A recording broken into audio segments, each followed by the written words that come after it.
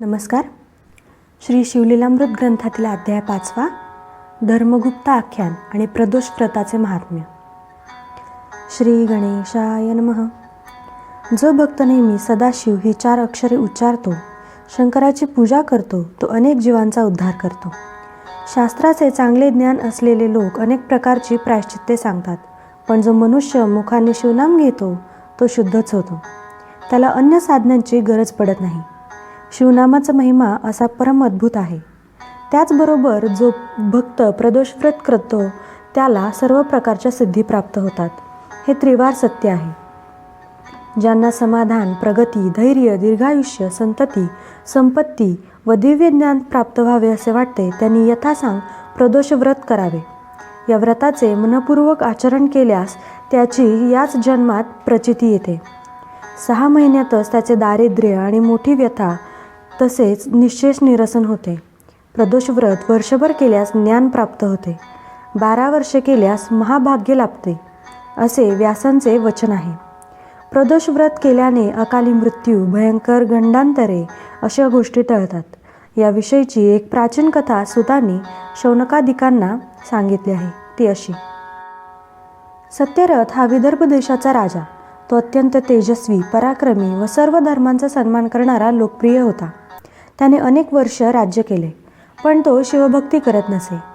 त्याचे वाढते यश व ऐश्वर्य अनेक राजांना सहन होत नव्हते. म्हणून शाल्य देशाच्या राजाने पृथ्वीवरील अनेक राजांशी हातमिळवणी करून विदर्भावर एकदम आक्रमण केले. सत्यरथानेही शत्रूचा निराकाराचा लढा दिला. 7 दिवस तुंबळ युद्ध चालले होते. एकट्या सत्यरथाचे सर्व प्रयत्न त्या अनेक शत्रूंपुढे थिटे पडले. त्याला रणांगणात वीरमरण आले. विजयाच्या उन्मादात शत्रूने राजधानीत प्रवेश करून भयंकर अत्याचार व लुटालूट केली. ही वार्ता सत्यरथाच्या पत्नीला इंदुमतीला कळताच तिच्यावर दुःखाचा डोंगर कोसळला. त्यावेळी ती गरोदर होती. 9 मास पूर्ण झाले होते. आपण येथे राहिलो तर काय विटंबना होईल या कल्पनेने ती शहारली. आपले व बाळाचे प्राण वाचण्यासाठी ती गुप्त मार्गाने नगर सोडून अरण्यात शिरली. अनर्थ ओढवू नये म्हणून ती एकसारखी पुढे पुढे धावत होती. धावताना तिला सारखी धाप लागत होती. पायात काटे रुतत होते. कितीतरी वेळा ती मूर्छित होऊन पडली, पण सावध होताच शत्रूच्या भयाने अंगात त्राण नसूनही धावत राहिली. ती अतिशय सुंदर होती. मदनालाही मोहित करील असे तिचे लावण्य.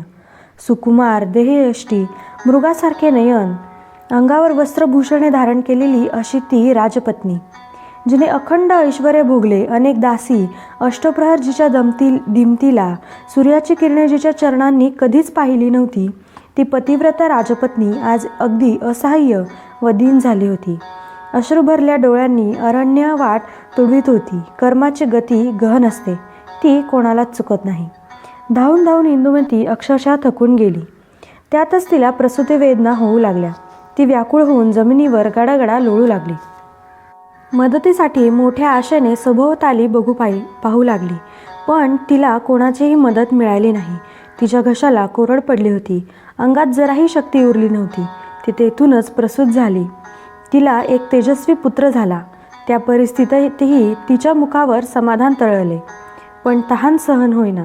तिने बाळाला तेथेच ठेवले आणि कशीबशी रडत खडत एका सरोवरापाशी गेली. पाण्यात प्रवेश करताच तिला थोडे बरे वाटले, पण तेथेही दुर्दैव आडवे आले. तिने ओंजळीत पाणी घेताच एका मगरीने तिच्यावर झडप घातली आणि पाण्यात ओढून नेऊन तिला खाऊन टाकले. एका राजपत्नीला असा भीषण मृत्यू आला. इकडे सत्यरथ इंदुमतीचा तो पुत्र अरण्यात एकटाच आक्रंदत करत होता. काय नियती असते पहा. ज्याचे मोठे कोडकौतुक व्हायला हवे, ज्याच्या जन्मानिमित्त नगरात जल्लोष व्हायला हवा, तो राजपुत्र अर्भक अवस्थेतच अनाथ झाला होता.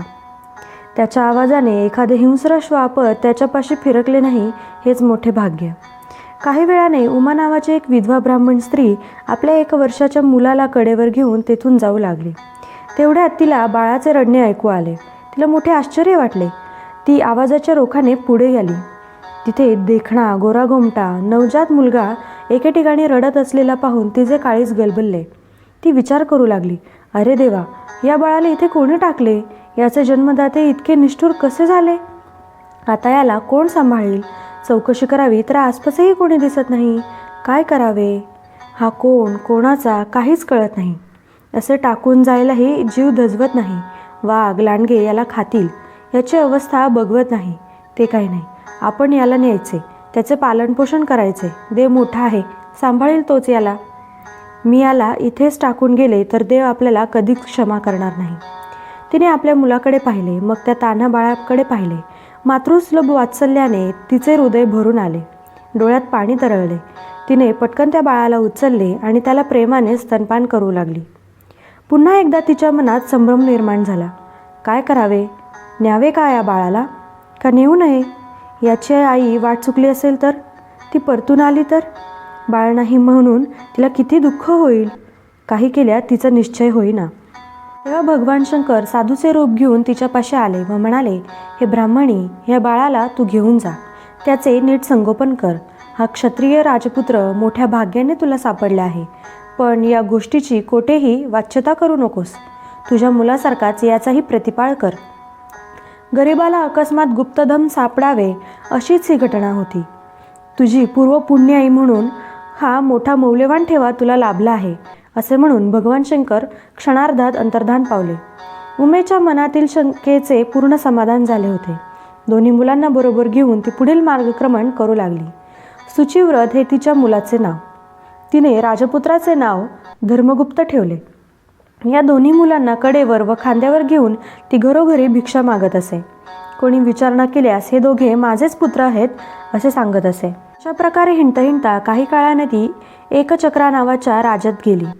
तेथे भिक्षा मागत फिरत असताना तिने एक शिवालय पाहिले. तिथे अनेक ब्राह्मण जमले होते. गाभाऱ्यात ऋषीश्रेष्ठ शांडिल्य शंकराची विविधयुक्त पूजा करीत होते. उमा दोन्ही मुलांना घेऊन त्या मंदिरात प्रवेशली आणि एका जागी बसून शंकराची पूजा पाहू लागली. तेव्हा तिला तिच्या मुलांना पाहून शांडिल्य म्हणाले, कर्मगती कशी गहन असते पहा. हा एक राजपुत्र, पण आज हीन दीन होऊन नशिबात लिहिलेले भोग भोगत आहे. या गरीब ब्राह्मणीच्या सहवासात हा लपेष्टा सोसत आहे. ते ऐकताच उमेने शांडिल्यांचे पाय धरले व त्यांना विनंती करीत म्हणाली, महाराज, आपण त्रिकालज्ञानी आहात, समर्थ आहात, भूत भविष्य जाणता. माझ्यावर कृपा करा. या माझ्या धाकट्या मुलाबद्दल काही सांगा. तो कोण आहे? त्याचे मातापिता कोण आहेत? ते जिवंत आहेत की नाहीत? तेव्हा तिची जिज्ञासा पाहून शांडिल्य म्हणाले, हे ब्राह्मणी, हा मुलगा विदर्भ देशाचा राजा दशरथ याचा मुलगा आहे. हा सत्यरथ पूर्वजन्मीही राजाच होता. प्रदोषकाली प्रेमपूर्वक शिवपूजन करीत असे. एकदा शत्रूने त्याच्यावर आक्रमण केले. त्याच्या नगराला चहूकडून वेढले. तेव्हा तो शिवपूजेत मग्न होता. शत्रूचा गलबला ऐकून तो पूजा अर्धवट टाकून उठला. शस्त्रसज्ज होऊन रणांगणाकडे धावला. तेवढ्यात त्याचा प्रधान येताना दिसला. शत्रूचा पराभव करून त्याने त्यांना धरून आणले होते. राजाने त्याचा शिरच्छेद करण्याची आज्ञा दिली. या विजयाच्या उन्मादात आपले शिवपूजन अर्धवट राहिले आहे याचं त्याला भानही राहिले नाही. त्याने तसेच भोजन केले. त्या दोषामुळे या जन्मात सत्यरथ अल्पायुषी होऊन शत्रूकडून मारला गेला. म्हणून शिवपूजन अर्धवट सोडू नये. मुलाच्या मातेने पूर्वजन्मी आपल्या सवतीचा वध केला होता. त्या सवतीने या जन्मी मगरीच्या रूपाने तिचा जीव घेतला. स्वतःच्या स्वार्थासाठी दुष्टबुद्धीने जे जे कर्म करावे लागते ते सर्व कालांतराने दुःखरूपाने भोगावेच लागते. या धर्मगुप्ताबद्दल काय सांगावे. याने गेल्या जन्मी कोणतेही शिवव्रत केले नाही, म्हणून या जन्मी राजपुत्र असूनही त्याला लहानपणीच अनाथ व पोरका व्हावं लागलं. म्हणून प्रदोषकाळी एकाग्र चित्ताने शिवपूजन करावे.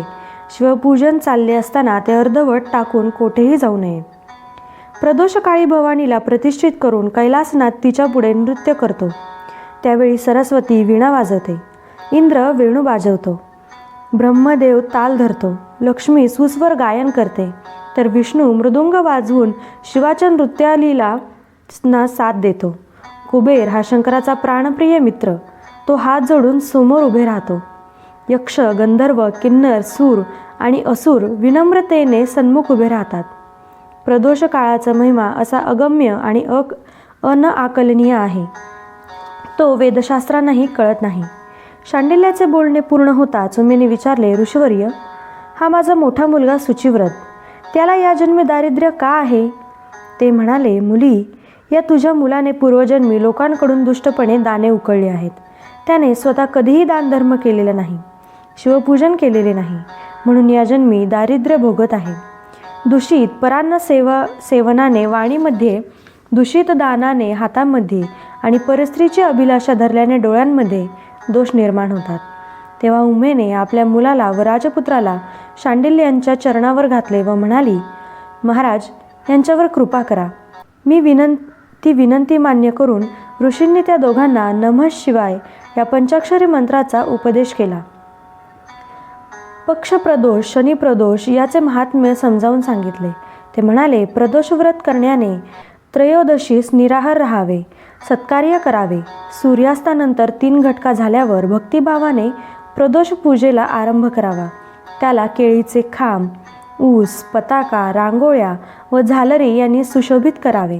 स्वतः शुभ्र वस्त्र नेसावे, भाळी पांढरे गंध लावावे, सुगंधी पुष्पे धारण करावीत. मग शिवलिंगाची स्थापना करून त्याची विधियुक्त पूजा करावी. प्रथम आचमन व प्राणायामादी प्रारंभिक विधी करावेत. मातृकांसह अंतर्न्यास व ब्रह्मन्यास करावेत.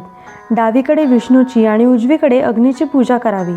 वीरभद्र, गणपती, अष्टमहासिद्धी, अष्टभैरव, अष्टदिक्पाल व सप्तावरण पूजा करावी. आदी शंकराचे ध्यान करावे.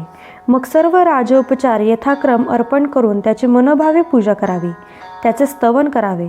म्हणावे, हे गौरीनाथा, हे उमारमणा, तुझा जय जयकार असो. तू अत्यंत निर्मळ आहेस, सोज्वळ आहेस, कोटी चंद्राप्रमाणे शीतल आहेस, सत, चित, आनंद स्वरूप आहेस, सर्वार्थाने परिपूर्ण व सनातन ब्रह्म आहेस. मी तुला नमस्कार करतो. तू माझ्यावर कृपादृष्टी ठेव. शांडिल्य ऋषींनी त्या दोघांना प्रदोष व्रत करायला सांगितले. ते व्रत मुलांकडून नीट करवून घेण्याची उमेला सूचना केली. ऋषींचा उपदेश व आशीर्वाद मिळाल्यानंतर उमा दोन्ही मुलांसह एकचक्रा नगरीतच राहू लागली. शुचिव्रत आणि धर्मगुप्त यांनी तेथे 4 महिने प्रदोषव्रत केले. शांडिल्य यांनी त्यांना काही गोष्टी आधीच स्पष्ट सांगितल्या होत्या. आपली शिवपूजा आपणच यथाविधी करावी, ती दुसऱ्याला करायला सांगू नये. शिवपूजेचा कधीही कंटाळा करू नये. शिवपूजेच्या तीर्थावर आणि प्रसादावर देवासुरांचा अधिकार असतो, म्हणून शिवपूजेचा तीर्थप्रसाद कोणालाही देऊ नये. तसे केल्याने 100 ब्राह्मणांच्या हत्येचे पातक लागते. शिवपूजेची सामग्री व साहित्य त्यांचे कधीही चोरी करू नये, ते महापाप आहे. शंकर स्वतः महान ज्ञानी आहे, त्यागी आहे. त्याच्या सेवेसाठी, पूजेसाठी सर्वोत्कृष्टर्जित धन वेचावे, स्वतः परिश्रम घ्यावेत. ही गुरुवचने नीट ध्यानी धरून ती दोन्ही मुले अत्यंत आदराने शिवभक्ती करीत होती. पुढे काही दिवसांनी एक घटना घडली. उमापुत्र शुचिव्रत नदीकाठी खेळत होता. तेवढ्यात शेजारची दरड अकस्मात कोसळली. त्या मातीच्या ढिगाऱ्यात शुचिव्रताला द्रव्याने भरलेला एक घटा सापडला. त्याने तो घट गुपचूप घरी आणला. ते धन पाहून उमेला खूपच आनंद झाला. तिने शंकराला नमस्कार केला व शुचिव्रताला म्हणाली, बाळा, हा सर्व शिवकृपेचा प्रसाद आहे. तुम्ही प्रदोषव्रत केल्यामुळे आपले दारिद्र्य दूर झाले आहे. आपले ऐश्वर्य असेच वाढत राहील. आता याचा निम्मा भाग तू धर्मगुप्ताला दे. ते ऐकताच धर्मगुप्त म्हणाला, दादा, तू आईचं ऐकू नकोस. आपण एकच आहोत ना, मग ही वाटणी कशाला? तसे पाहता या भूमीतील सर्व धनसंपत्ती आम्हा राजांचीच असते.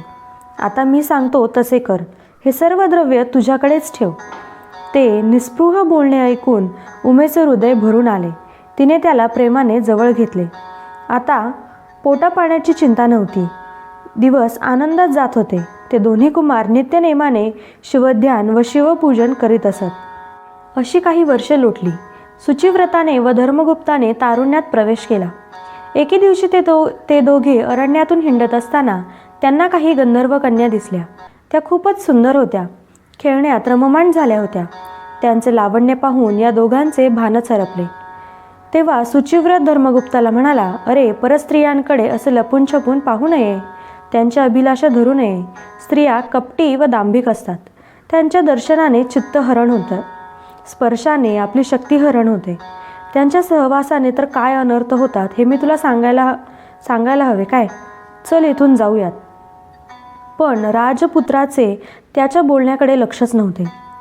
सुचिव्रता, तू येथेच थांब, मी त्यांना भेटून येतो, असे म्हणून तो मदनासारखा देखणा राजपुत्र गंधर्व कन्यांच्या जवळ गेला. त्यांच्यामध्ये जी मुख्य होती तिचे नाव होते अंशुमती. कोद्रवीण नावाच्या गंधर्व राजाची ती कन्या लावण्याची पुतळीच होती.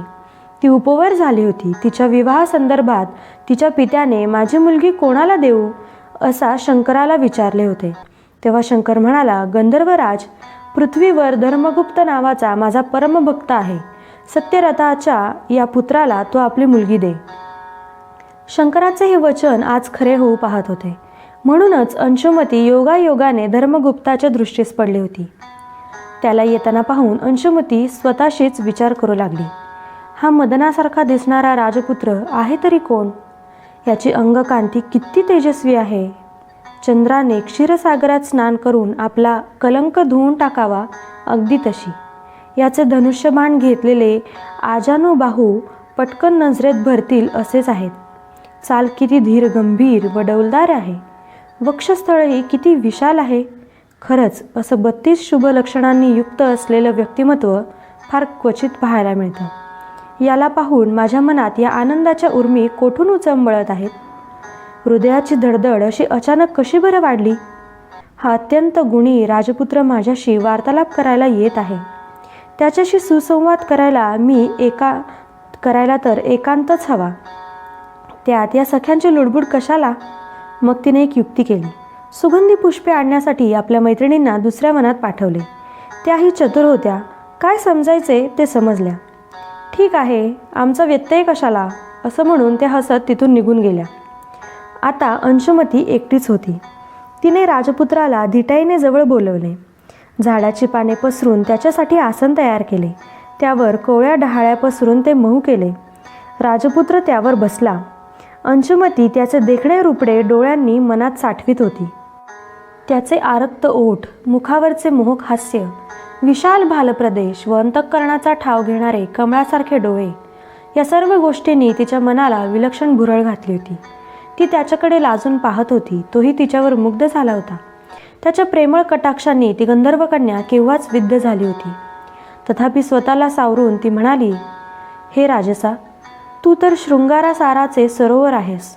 मला राजहंसीप्रमाणे त्यात विहार करायला आवडेल. तुझ्या चंद्रासमान दिव्य मुखाकडे पाहून माझी मनोरूपी चकोर अक्षरशः नृत्य करीत आहेत. तुझ्या मुखकमलाकडे माझे नेत्ररूपी भ्रमर सारखे झेपावत आहेत.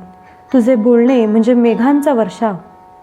त्यात भिजलेला माझा चित्तरूपी मोर आनंदाने मुग्ध होऊन थुईथुई नाचू लागला आहे. मी काय करू? स्वतःला कशी सावरू? माझे प्रेम कसे व्यक्त करू? तुझ्या भेटीने मला आनंद कसा व्यक्त करू? मी तुला मनाने वरले आहे. बोलता बोलता तिने स्वतःच्या गळ्यातील मोत्यांची माळ काढून धर्मगुप्ताच्या गळ्यात घातली आणि आता मी ह्या काया वाचामाने तुझी पत्नीच झाली आहे, असे म्हणून तिने चरणी मस्तक ठेवले. धर्मगुप्त म्हणाला, हे गंधर्वकन्ये, तुझ्या मनाचे मोठेपण पाहून मी खरोखरच धन्य झालो आहे. तू मला वरलेस हेही ठीक आहे, पण मला आई नाही, वडील नाहीत. मी राज्यभ्रष्ट पित्याचा मुलगा. एक गरीब ब्राह्मणीने मला वाढवले. तू लाडाकोडात वाढलेली, सर्व प्रकारचे ऐश्वर्य भोगणारी. तुझे वडील मला जावई म्हणून स्वीकारतील का? म्हणून माझा विचार तो सोडून दे. अंशुमती म्हणाली, त्याची चिंता करू नकोस. मी माझ्या पित्यांची संमती घेऊन 3 दिवसांनी येथे परत येईन. तेव्हा आपण विवाह करू. माझे वडील या प्रस्तावाला आनंदाने होकार देतील याची मला खात्री आहे. धर्मगुप्तालाही ते पटले. 3 दिवसांनी पुन्हा तेथेच भेटायचे असे ठरवून त्याने तिचा निरोप घेतला. अंशुमती आपल्या सख्यांसह गंधर्वलोकी गेली. पित्याची भेट घेऊन त्याला आपले मनोगत सांगितले. तेव्हा शिववचनाप्रमाणे सर्व योग जुळून येत आहेत हे पाहून कोद्रवीण गंधर्वाला आनंद झाला. त्याने तिला तत्काळ होकार दिला. पित्याची आज्ञा मिळाल्याने त्या गंधर्वकन्येचे अंतःकरण सुखावले. आपल्या सुखी वैवाहिक जीवनाची स्वप्ने ती रंगवू लागली. धर्मगुप्ताने आपल्या बंधूला सुचिव्रताला सर्व हकीकत सांगितली. ते ऐकून त्यालाही खूप हर्ष झाला. घरी गेल्यावर त्यांनी वनातील सर्व वृत्तांत आपल्या आईला सांगितला. तेव्हा ती म्हणाली, शिवभजनाने मनुष्याचा खरोखर उद्धार होतो, त्याचे इहपर कल्याण होते. तुम्ही भक्तिभावाने प्रदोष व्रत केलेत हे त्याचेच पुण्यफल आहे. 3 दिवसांनी ते दोघे बंधू पुन्हा त्या वनात गेले. तेथे गंधर्वराज कोद्रवीण लग्नाच्या सर्व तयारीनिशी सहपरिवार आला होता. आपल्या जावयाला पाहून त्याला खूपच आनंद झाला. त्याने त्याचे उत्तम आदरातिथ्य केले. छत्र, सेना व पालखी पाठवून उमेला मोठ्या सन्मानाने तेथे बोलवून आणले. 4 दिवस चाललेल्या त्या विवाह सोहळ्यात सर्व विधी यथासांग पार पडले. गंधर्व राजाने उमेला स्वर्गातील दिव्य अमूल्य अशा नानाविध भेटवस्तू दिल्या. जावई धर्मगुप्ताला 1,00,000 रथ, 1,00,000 घोडे, 10,000 हत्ती, 1,00,000 दासदासी, अक्षय धनकोश, दिव्य रत्नांची राशी, दिव्य धनुष्य व अक्षय भाते, अपरंपार सेना, महापराक्रमी असा गंधर्व सेनापती आणि भरपूर वैभव दिले. अंशुमती दिव्य रथात बसून पतीसह सासरी आली. गंधर्वराज आपल्या लोकी परत गेला. पुढे काही दिवसांनी धर्मगुप्ताने चतुरंग सेनेसह विदर्भावर स्वारी केली. राजधानीला वेढा घातला. नगर दुर्गावरून तोफांचा भडीमार होऊ लागला. पण गंधर्वाचे बळ अफाट होते. शत्रूचा बिमोड करून त्यांनी राज्य परत जिंकून घेतले. दुर्भषणाने सत्यरथाचा वध केला होता. धर्मगुप्ताने त्याला जिवंत पकडून आपला अंकित केला. या विजयाच्या धर्मगुप्ताची सर्वत्र कीर्ती झाली. देशदोषीचे राजे त्याला कारभार देऊ लागले. पुढे एका उत्तम मुहूर्तावर तो सिंहासनारूढ झाला. त्याने आपली पत्नी, माता व बंधू यांच्यासह पुष्कळ वर्षे उत्तम राज्यकारभार केला. सुचिव्रताला युवराजपद दिले. शांडिल्य गुरूंचा थोर सन्मान करून त्यांना दक्षिणा म्हणून अपार धनदौलत, दिव्यरत्ने, आभूषणे व वस्त्रे दिली. शिवकृपेने त्याचे प्रजाजन, ब्राह्मण व नातलग त्याला नेहमीच आशीर्वाद देत असत. त्याच्या कारकिर्दीत घरोघरी आनंदी आनंद होता. अशा प्रकारे त्याने सर्वांना सुखी केले. कालांतराने त्याने आपल्या पुत्राला सुदत्ताला राज्याभिषेक केला. राजव्यवहाराची सर्व सूत्रे त्याच्या हाती सोपवून तपश्चर्येसाठी तो वनात निघून गेला. तेथे शंकराचे अहोरात्र ध्यान करू लागला. त्याच्या आराधनेने प्रसन्न झालेल्या कैलासनाथाने दिव्य विमान पाठवून त्याच्या पत्नीला, त्याच्या मातेला व बंधूला शिवलोकी नेले. त्यांनी शंकराचे दर्शन घेऊन त्याला साष्टांग वंदन केले. त्याचे मनोभावे स्तवन केले. तेव्हा त्या पतिपावन शंभू महादेवाने त्या सर्वांवर कृपा केली. त्यांची अक्षयपदी स्थापना केली. प्रदोष महिमा अत्यंत अद्भुत आहे.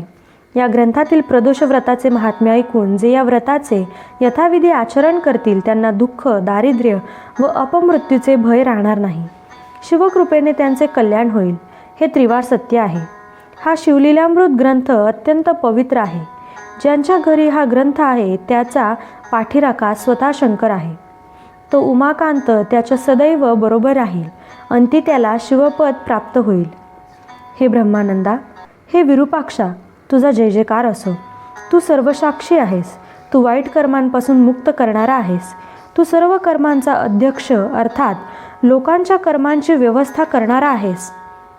तुझे अतर्क्य अस्तित्व आणि अतर्क्य महात्म्य वेदशास्त्रांनाही कळत नाही.